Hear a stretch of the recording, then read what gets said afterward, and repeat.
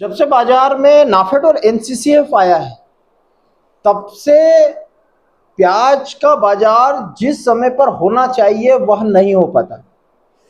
अभी बांग्लादेश में भी प्याज की फसल अच्छी चल रही है। बांग्लादेश से हमारे रिश्ते क्यों बिगड़े हैं, व्यापारिक रिश्ते क्यों बिगड़े हैं? जब बांग्लादेश को प्याज की आवश्यकता थी, जब प्याज का बाजार 30-40 रुपए हुआ था 2023 में, उस समय पर सरकार ने रातों रात प्याज के निर्यात को बंद कर दिया था। उसको माल चाहिए। आपने जब बोला कि हम बांग्लादेश को माल दे रहे हैं, उसके साथ में निर्यात कर रहे हैं प्याज का, तो रातों रात आपने कैसे प्याज के निर्यात को बंद कर दिया? जिस प्रकार से आप रातों रात प्याज के निर्यात को बंद कर सकते हैं भाव बढ़ने पर, तो भाव घटने पर भी रातों रात आपको किसानों के पक्ष में फैसले लेना चाहिए। आपने उपभोक्ताओं के लिए फैसला ले लिया कि भारत में प्याज की दरें बढ़ रही है, तो कितने दिनों के लिए बढ़ रही है? सरकार को यह सोचना चाहिए कि सितंबर, अक्टूबर और नवंबर में यदि 2 महीने प्याज का बाजार बढ़ भी गया तो किसान 6 महीने तो पहले उसकी मेहनत करके फसल को उगाता है, उसको तैयार करता है, उसको गोडाउनों में स्टोर करता है, तो 6 महीने फिर स्टोर करता है, यानी कि 11 महीने की तपस्या के बाद जब उसको 30, 40, 50 रुपए का यदि रेट मिल रहा है, और कितने दिन, मात्र 15 दिन, 20 दिन या 1 महीने उसको रेट मिलता है, उसके बाद सरकार उसको बंद कर देती है निर्यात को। अब निर्यात आपने बंद कर दिया, निर्यात बंद पड़ा हुआ है, आप सोए हुए हैं और आप बोल रहे हैं 7.5 लाख 7 लाख टन नाफेड खरीदी करेगा। किसानों के कट पर छुरी फेर रहे हैं आप। जिन लोगों के घर का बजट बिगड़ रहा है, आज 5, 7 और 8 रुपए किलो में प्याज की स्टॉक आपके घर में भी कर लीजिए, ताकि भाव बढ़ने पर आपकी किचन के रसोई का बजट ना बिगड़े। ऐसी दुहाई दी जाती है बड़े बड़े चैनलों पर, मीडिया के सामने आकर यही बोला जाता है कि किचन का बजट बिगड़ रहा है, आम आदमी प्याज के लिए तरस रहा है। तो आप तरसो नहीं, आप 8, 9 और 10 रुपए किलो में आज खरीद कर रख लीजिए, जब भाव बढ़े जब खाइए उसको। आपको भी तो पता चले प्याज का स्टोर कैसे किया जाता है। किसान बहुत ज्यादा मेहनत करने के बाद प्याज उगाता है और उगाने के बाद 6 महीने स्टोर करता है। तो सरकार से निवेदन है कि आप तुरंत आदेश दें, कृषि मंत्री जी को सामने आकर बोलना चाहिए कि नाफेड और एनसीसीएफ सीधे प्याज किसानों से ही प्याज की खरीदी करें।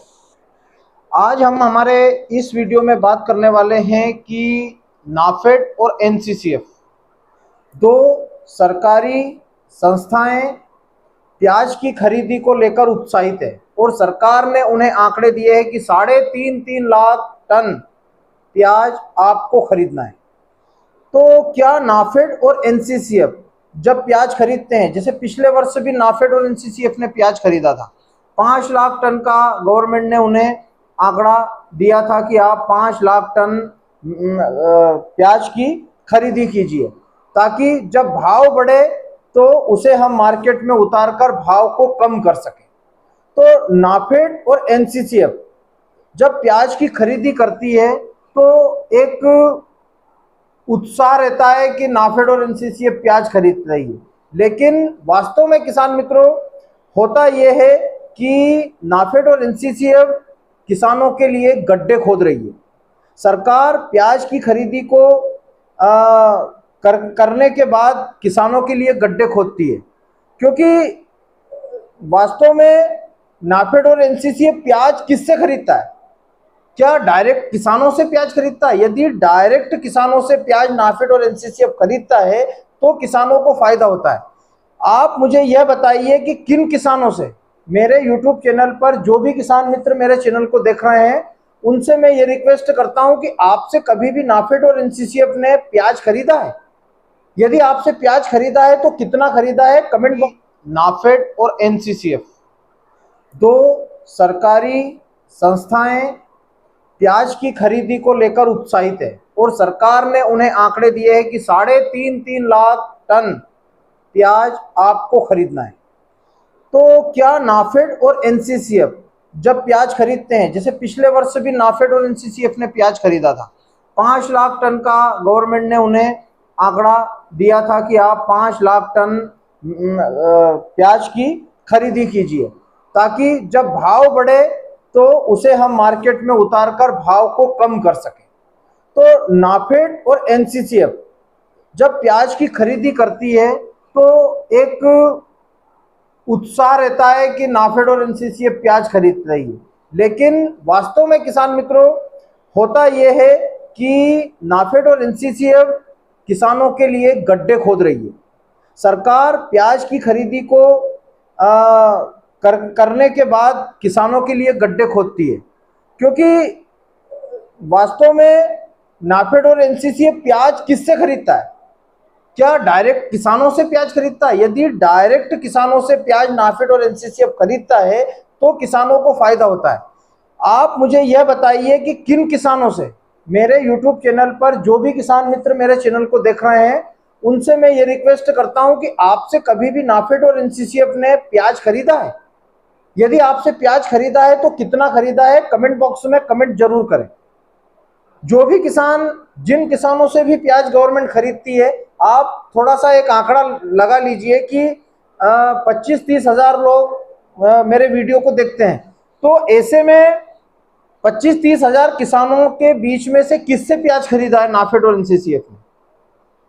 अभी तो उन्होंने गाइडलाइन जारी किया है कि बहुत जल्द नाफेड और एनसीसीएफ मार्केट में उतरेंगे और प्याज की खरीदी करेंगे। तो सबसे पहला सवाल तो नाफेड और एनसीसीएफ पर यह बनता है कि आप किसानों से माल खरीदिए।